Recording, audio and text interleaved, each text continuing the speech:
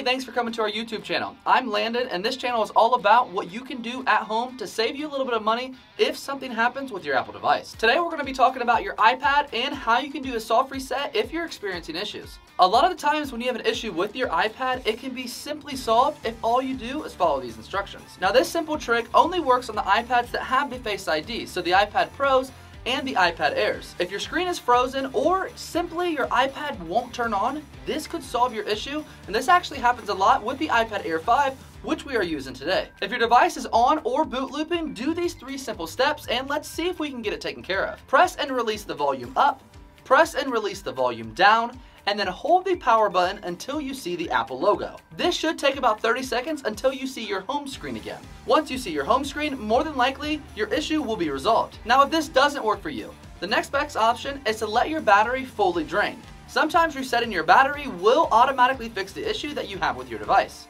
Once the iPad fully dies, the battery sort of resets itself, and you'll be able to recharge it after a day or so. If that doesn't work, more than likely you have an actual issue with your device. You can contact your insurance provider if you have one, or go to your local repair shop. You can also visit us online and send your device in for repair, and we give you a prepaid shipping label. If you have any more questions, feel free to contact us. But while you're here, make sure you subscribe to our channel, because more than likely you're going to need us in the future.